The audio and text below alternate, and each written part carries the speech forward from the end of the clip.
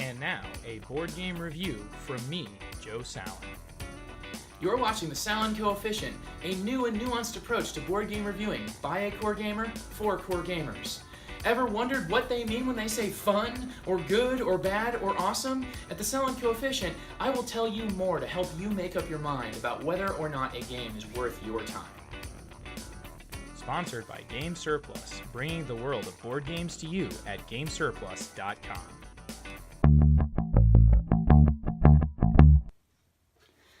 Hello and welcome to the Sallen Coefficient, a video review series in which I, Joe Sallen, will tell you whether or not a game is worth your time. Well, at least I'll try to help you decide that, because what I found in my analytical mind, I like to try to emphasize and pull out the parts that I think will also appeal to other analytical gamers, but also accept that there are things about games that I might appreciate that others won't. And so I'll give you my personal rating, which is going to have some of those aspects that I enjoy, that I don't feel comfortable applying them because they're like uniquely me. So anyway, you'll be hearing two ratings for this game, one of which is like what I recommend the game at how solid it works foundationally, how solid it works as a core game for analytical gaming minds. And I'll also tell you what I think about it as my own personal views towards it. So like things like theme and my either preference for or aversion to a theme, I would consider that part of my personal rating, but not necessarily part of the Sallen Coefficient. So, the game today is called Mafiozoo. And I would say that if it already makes you kind of cringe to hear the word Mafiozoo, know that it's going to get slightly worse because the money in this game is called zoolars, so like dollars, but with zoo, which is like mafioso, but it's Mafiozoo. So I think they're kind of liberal in how they apply the pronunciation of the word zoo. Maybe this is, I believe this is made by a French publisher, so maybe it works a little bit better in other languages. But accepting that the word is certainly not an English word in its roots. Of course, it comes from like Italian, so maybe it works better in like the European scene. But for us here in the United States, the pronunciation of mafioso and mafiozoo are just a little bit clashing here in the game. And you'll notice here, we got some like hard-living animals here, some anthropomorphic animals that do things like smoke and drink and, film, I don't know, they like wear suggestive outfits and basically move around drugs. It's implied that there's going to be some building of illicit organizations, so kind of a hard crime, but with anthropomorphic animals. And so this is a theme that is, I would say, kind of a PG-13, so not necessarily one that you're going to want to see families playing, and they're not just going to be like playing with each other. I'd say that you have to have at least maybe like teenagers to really be able to start playing this type of game with them. With the like the alcohol and tobacco and the other, sort of just the general like idea of like being a gambler and having a slush fund and working in the mob. So it's kind of an interesting mixture of worlds here. The artwork is fantastic. The artwork itself is something where it's like that sort of photorealist, has like a noir vibe to it. It's very much the images are very detailed. I'd say like that sort of high detail realism, where I really do appreciate it. And it's got some kind of cool world building touches, which I would say like the judge in the game, there's a judge and he just looks absolutely ravenous, like this rabid hyena that's got giant teeth that just makes the whole court system looks like, just there's really interesting like expressions that we see on these animals' faces that kind of lead us to believe that these animals are up to no good. And that's something that I really do think comes through well in the theme that is like this mob theme. The other elements of the theme that I talk about, the money in this game is paper money. Like legitimately cheap paper money. Now, you don't have that much of it, but you're using it pretty a significant amount, and so I would say that you might want to replace the money in this game if you're really finding yourself enjoying it, because the paper money here, I'm kind of baffled.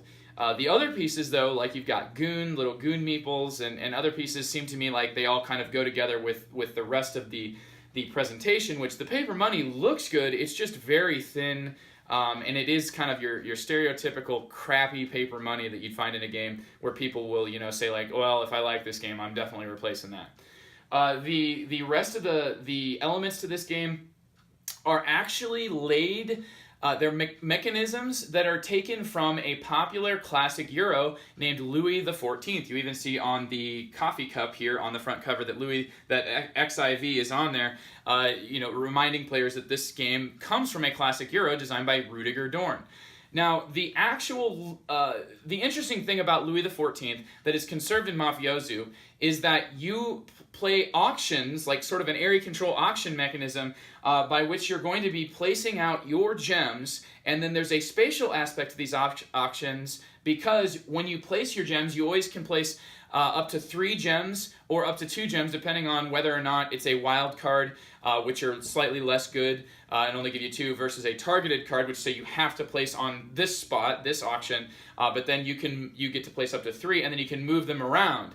So like, I have to leave 1. I get to place 3 gems. I have to leave 1 on the first one, but now I can move 2 to anything connecting. And then I could continue to move 1 more off of that one to a different one. So it's like you're making these lines, like these linear bids that'll increase on up to 3 different places, and which will resolve in a specific order every game. And at the beginning of the game, you'll actually decide what types of auctions you're going to be playing. Some of these auctions will be like, okay, well, it's only one person gets to do it, and it's whoever has the most gems on this spot. And so those are really tight. Those can be like, you just lose your stuff and you don't get anything for it if you're not the person who's in first. Other places will say the person who's in first gets to do this for free, but if you're here and you have money, you can choose to actually take the action and you still get all your stuff back. So it encourages you to hoard money and to try to get in more places, because you can just pay money even if you don't actually win the auction. Finally, there's other places where you don't even have to win the auction at all. You just need to put 2 of your gems there and you automatically get to do what it is.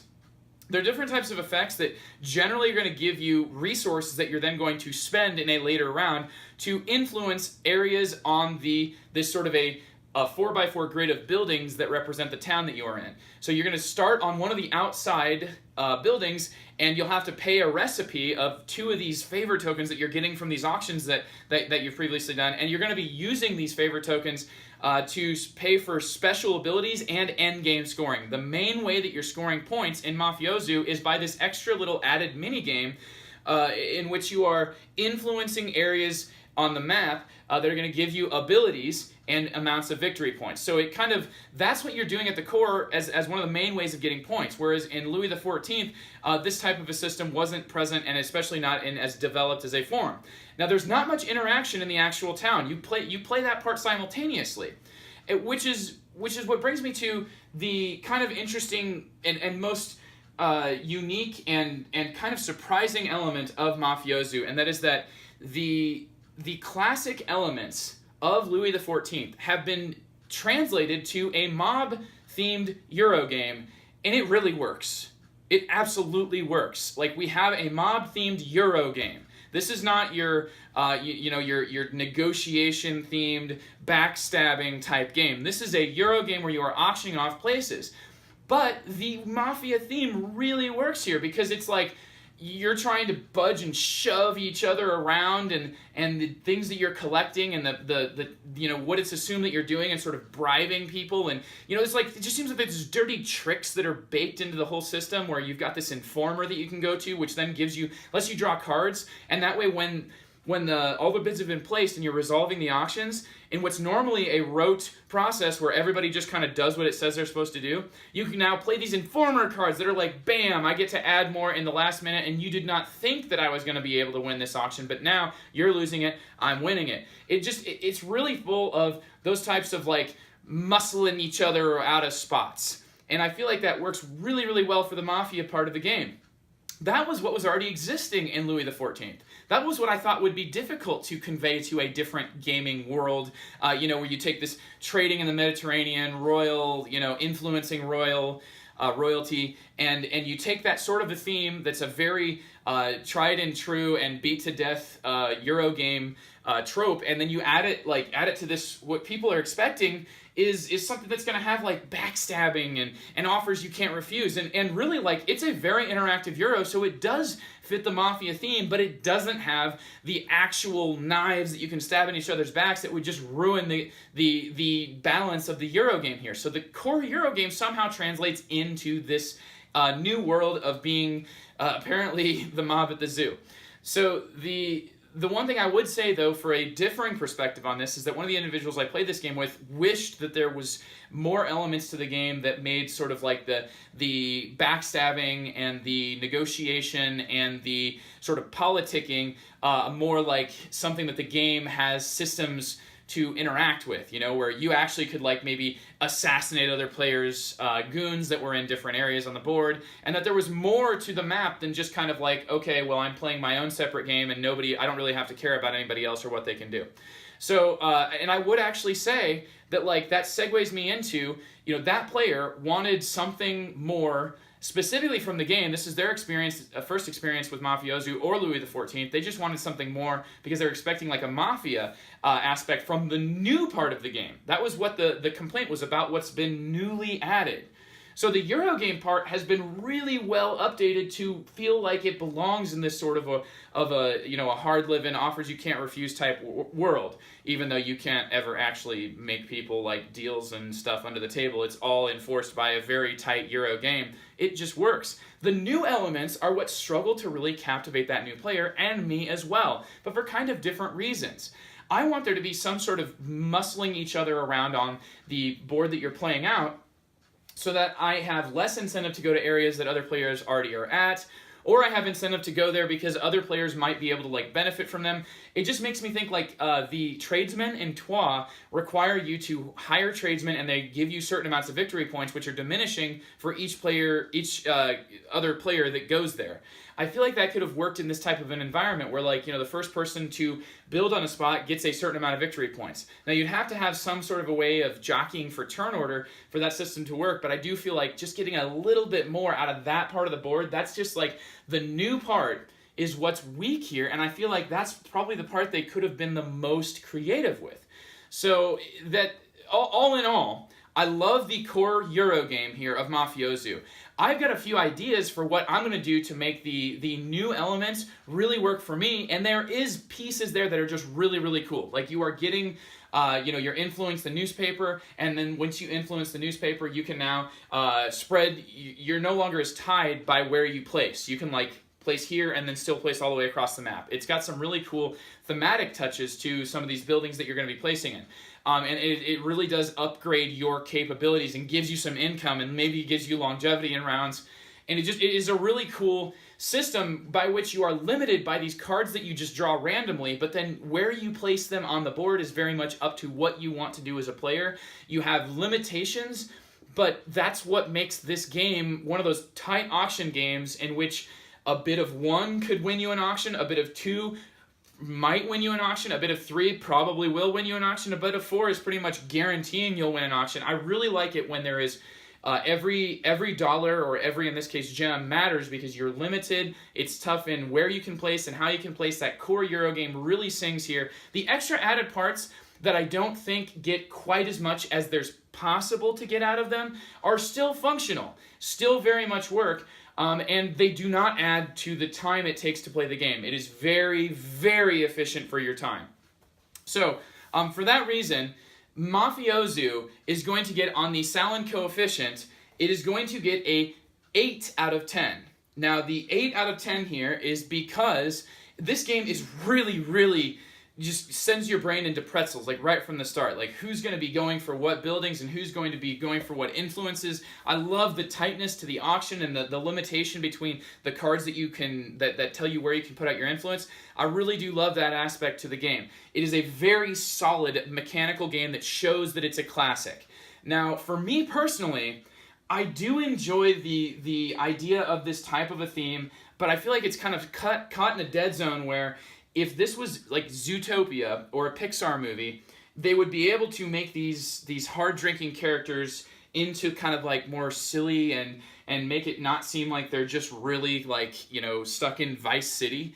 But I feel like watching like zoo animals, participating in vices like smoking, drinking, and gambling is just kind of a little bit, I don't know, it's one that makes it difficult to sell. It makes it difficult to sell to a group because it's like, hey, adults, let's play this game that looks kind of like it's for kids. And it's like, oh, hey, kids, I don't want to explain to you what exactly that walrus is doing or why that bottle is on the table or any of really what it means to be the mob.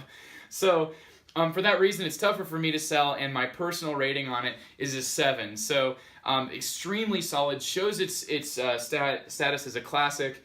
And my rating of a 7 is largely because I have a hard time finding a way to sell this, and the replayability of this game is certainly there, and how you're going to set up each of the different auction spots has 2 different possibilities for how it could actually function for the game. So there's a lot of possibilities that way, but really like the differences, I feel like I have, not only are there not that many differences, but I feel like I have a marked preference towards a certain kind of setup. I want the setup where it's going to be tight.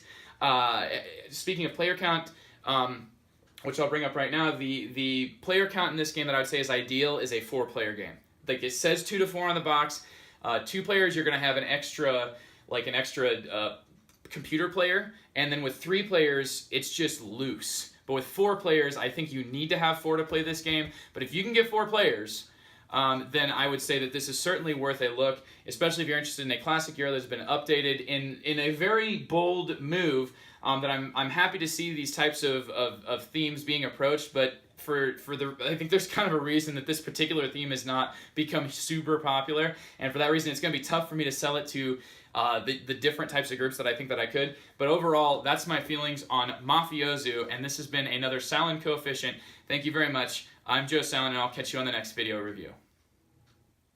Check out more from Joe right here on the YouTube page for The Good, the Bored, and the Ugly under the playlist, The Sallen Coefficient. Also, find podcast episodes of The Good, the Bored, and the Ugly releasing weekly and tackling topics as well as reviewing and hyping games from many different perspectives. Also, the Longview podcast is hosted by Joe, and it covers one game for 1 to 2 hours. Find those audio programs on iTunes.